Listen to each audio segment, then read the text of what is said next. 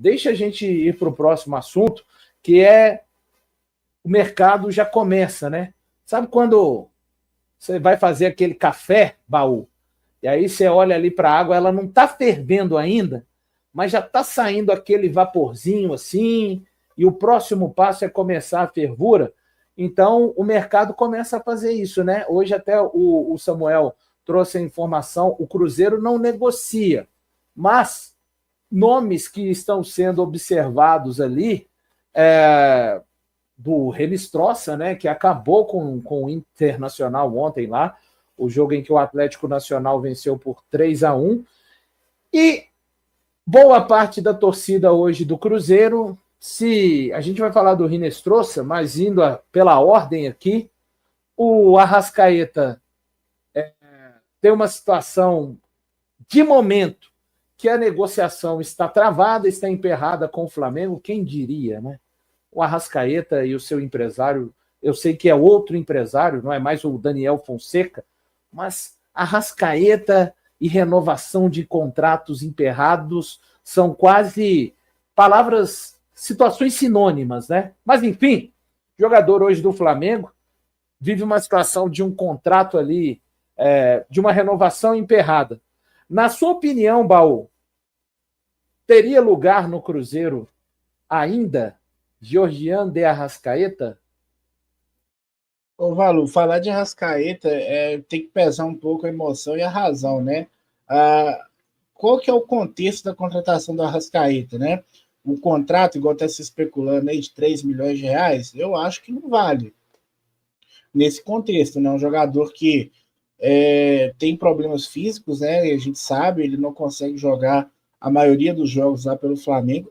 Mas quando ele está disponível, o cara é um absurdo, né?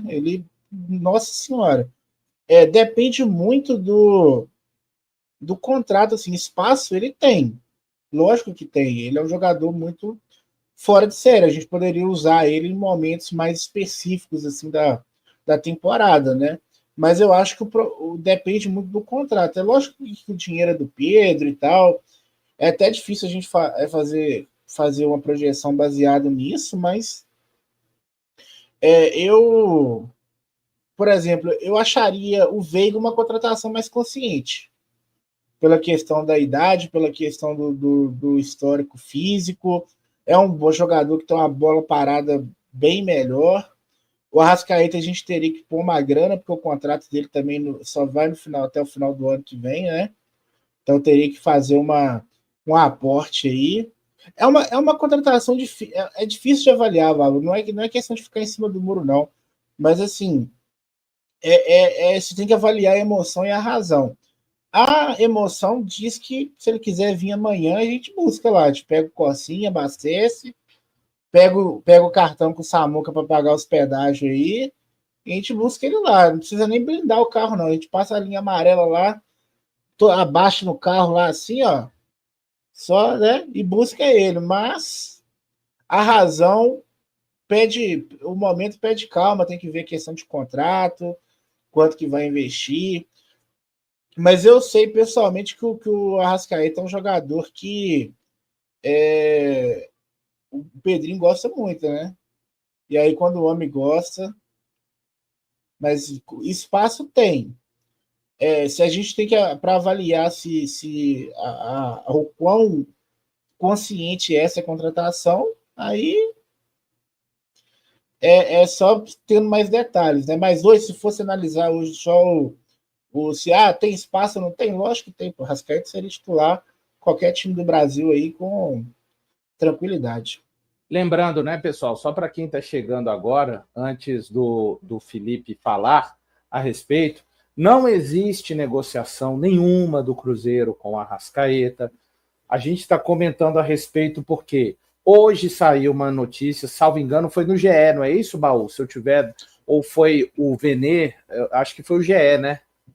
Foi várias informações. A negociação lá deu uma travada.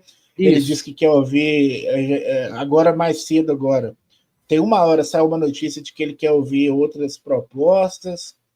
E, galera, se o Arrascaeta estiver no mercado, é óbvio que o Cruzeiro vai dentro, gente. Não tem. O dono gosta dele, é um jogador que o Cruzeiro não poderia deixar passar, mas fazendo um movimento consciente, né? Isso, exatamente. E lembrando, né, o Arrascaeta tem contrato com o Flamengo até o final de 26. Dito isso tudo, boa parte da torcida do Cruzeiro hoje, quando eu passei no Instagram, no Twitter, falando, eu acho que teria lugar aqui ainda. Então, mas não há negociação do Cruzeiro, tá, pessoal? Só para entender o contexto. E aí a gente está colhendo a opinião aqui de todos que estão conosco, do chat, inclusive, já selecionei aqui várias mensagens falando a respeito. E aí, Felipe, qual que é a sua opinião? Bom, igual o Baú falou, na questão sentimental, acredito que o Arrascaeta caberia no Cruzeiro tranquilamente. Mas na questão tática, vamos dizer assim, será que o Jardim ia aprovar uma contratação do Arrascaeta para esse time agora? Ele jogaria em que posição? Jogaria na posição do Matheus Pereira? Ou na ponta esquerda, no lugar do Wanderson, no antigo lugar do Dudu? O Arrascaeta não é aquele jogador que volta para marcar, não é aquele jogador fisicamente, taticamente proativo. Então, teria que ver onde ele encaixaria nesse time também. Para ser mais um reserva de luxo, igual hoje a gente tem o Gabigol que está assim, contribuindo, mas para ser mais um reserva de luxo, eu acho que a gente não precisa. A gente precisa qualificar esse time titular primeiro para buscar uma outra competição, para buscar um título. Então, para pagar 3 milhões por um reserva, nesse momento eu não traria. Taticamente e racionalmente falando, mas claro que eu gostaria da Arrascaeta aqui sim, ainda mais se o Matheus Pereira for embora, mas não sei nesse momento se seria uma boa contratação, não. E aí, ô Matheus? Bom, o Arrascaeta, falar do Arrascaeta com a torcida do Cruzeiro é meio complicado, né? Eu acho que nós temos que fazer duas ressalvas. Uma, ele teria a intensidade que o Jardim gosta? Eu acho que não. Acho que ele não conseguiria fazer o que o Matheus Pereira está fazendo. Que muitos criticam, eu sou fã do Matheus Pereira, pode me chamar de passapano, que eu não ligo. É como o Samuca falou, M Pesudo, sou muito fã dele. E também eu não vejo ele fazendo o que o Wanderson faz. Pior ainda, que o que o Wanderson corre, ele pode ser ruim com a bola no pé, mas o que ele ajuda o time taticamente, acho que o Rasca também não consegue fazer. Acho que a gente precisa de outras posições. Um zagueiro confiável, que esse Gamarra pode devolver para o Atlético Paranaense, muito ruim, muito abaixo. Um primeiro volante, porque o Wallace não rende. Para segundo volante, acho que nós temos boas opções. O Japa voltou, tem o Mateuzinho para voltar, tem o Murilo, tem o Eduardo. E precisamos de mais um ponta, né? Para fazer a função que o Wanderson faz. Então, eu acho que o Arrascaeta, nesse momento, no estilo de jogo do Jardim, não se encaixaria, não. Eu acabei de ver aqui o Tempo, né? Postou que o Cruzeiro estaria voltando a conversar com o Valentim Gomes, né? O staff do Valentim Gomes. Essa época é boa demais, né? A água do café começou a ferver agora. Nossa Senhora. O que eu vou fazer de vídeo lá no canal é brincadeira, viu? Ai, ai. E aí, Patielli? Valor, e amigos, esse momento é um prato cheio para os empresários, né? Eles fazem contato com algumas redações do jornalismo, com alguns colegas, né, de vocês, e especulam alguma situação, e o jornalista sedento, às vezes, para dar aquela informação em primeira mão, acaba, às vezes, dando um upgrade em alguma situação que, na verdade, nem está próximo de acontecer. E a Samuca TV, ela é bem responsável em relação a isso, né? Ela especula, na verdade, quase nada, né? O que realmente acontece são apenas os fatos que aqui são discutidos. Na minha visão, o Cruzeiro tem que parar de trazer jogador que saiu do clube em uma situação e hoje já se encontra fisicamente em outra. Por mais que a qualidade técnica do Arrascaeta seja acima da média e a nível de Brasil ele ainda consiga resolver vários jogos, mas eu acho que a intensidade física dele caiu muito. E essa é uma cobrança de muitos flamenguistas em relação a esse jogador. E quando você chega e às vezes faz algum acordo, algum contrato, oferecendo talvez um último contrato da vida, até que ponto esse jogador está motivado a realmente vestir a camisa do Cruzeiro? E até que ponto esse jogador não está vindo apenas pelo ótimo contrato? Porque, é claro, o jogador vem por um ótimo contrato, mas a gente também precisa ver a motivação dele. Hoje, eu penso que no meio do ano, até o Samuca disse nas lives, né, de vocês, nos programas de vocês, que o Cruzeiro vai sim ao mercado. E para ir ao mercado, eu entendo que quando você vai contratar, você precisa trazer realmente reforços, jogadores que chegam para jogar. Claro que não tem como acertar tudo. Por exemplo, o Wallace não era para chegar para jogar? Era. Infelizmente não conseguiu. Mas a gente não pode trazer apenas composição de elenco. Aqui eu gosto de citar nomes só para o torcedor entender, tá? Não tem nenhuma negociação, nada disso, até porque eu não tenho informação de nada. O Flamengo, daqui 2 ou 3 meses, vai ficar com 3 laterais esquerdos. O Alexandro, o Vinha e o Arthur, né? Aquele menino lá, Arthur Kaique, Ayrton Lucas. Ayrton Lucas, perdão. Não tem como em um time de alto nível igual o Flamengo, 3 laterais esquerdos jogar. Então, se o Cruzeiro realmente quer um lateral esquerdo, tem que ir atrás de jogadores desse nível. Não adianta a gente, por exemplo, tentar o Capixaba, que eu vou citar aqui, que poderia ser uma troca com o Marlon, tempos passados, porque se chega o Capixaba aqui, ou se chega o Luan Cândido, que jogava bem no Bragantino, mas não está bem no Grêmio, isso aí não tem informação, tá, pessoal? Estou só citando o nome para ficar mais fácil a compreensão. Isso tira espaço da base. Se chega um volante aqui, que não chega para assumir a camisa 5, tira espaço do Murilo.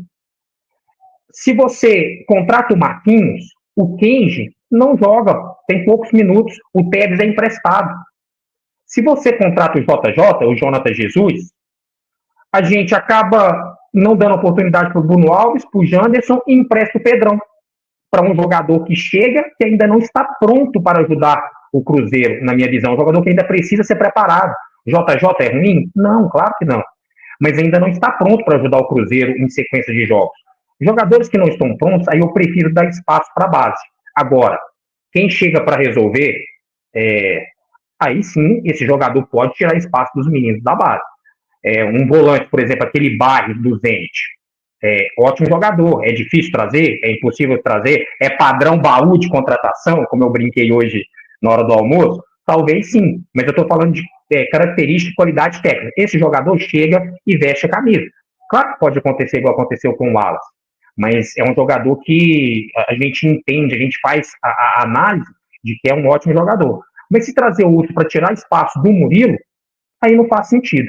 Então, no meio do ano, a gente precisa ser certeiro, não vamos acertar em tudo. O Matos precisa trabalhar melhor e trazer jogador que chegue para resolver, para ajudar. As posições até a gente pode discutir, né, se for tema aí, se for pauta, mas eu penso dessa forma em relação à base, contratação e quem pode vir. Vamos discutir, sim, daqui a pouco, Gullit, as posições, né? E só para fazer claro que hoje ainda o Matos ocupa o cargo de CEO de futebol, mas até informação que o Samuel já trouxe em algumas oportunidades aqui no Central da Toca, quem vai guiar o mercado do Cruzeiro, quem vai ditar a direção é Leonardo Jardim, com todo o aval de Pedro Lourenço.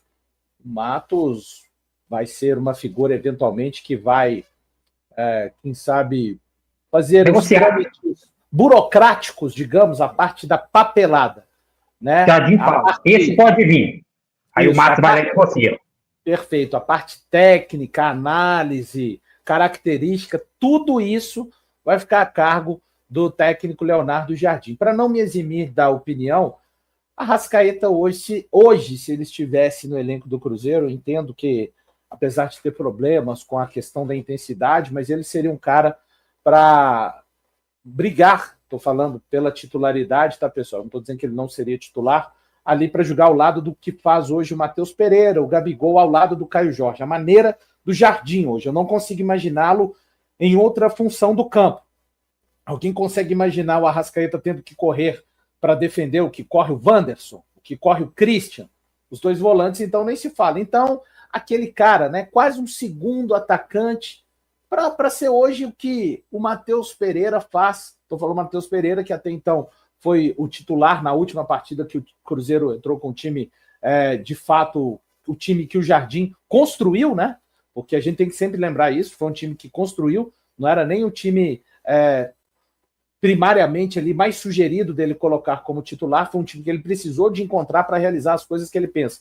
Então acho que ele seria um jogador ali para jogar ao lado do Caio Jorge, enfim, uma espécie de segundo atacante, mas com liberdade, de vir pelo meio, de circular mesmo, e aí até nem seria tão exigido assim, precisaria de cumprir sim algumas funções de marcação, mas algo até parecido com o que ele faz hoje no Flamengo, tá? No Flamengo ele se comporta muito parecido com essa forma que eu imagino, né? Ele fica bem ao lado do Pedro, pelo menos no jogo contra o próprio Cruzeiro foi dessa forma. Bom, só que hoje o Flamengo não tem por que abrir mão de um cara que tem contrato até o final de 2026. Acho, né? Não é uma prioridade na questão não técnica, tá, pessoal? Eu acho que o Cruzeiro vai priorizar nessa janela jogadores de muita capacidade física, de ganhos de disputas. Estou falando do aspecto físico. O técnico não importa, Valor? Importa sim, pessoal. Estou falando de outra característica. Mas eu vejo como inviável. Assim, o Cruzeiro teria que colocar um dinheiro gigantesco na mesa para o Flamengo sequer querer conversar a respeito desse atleta, que é o principal jogador de armação hoje do Flamengo.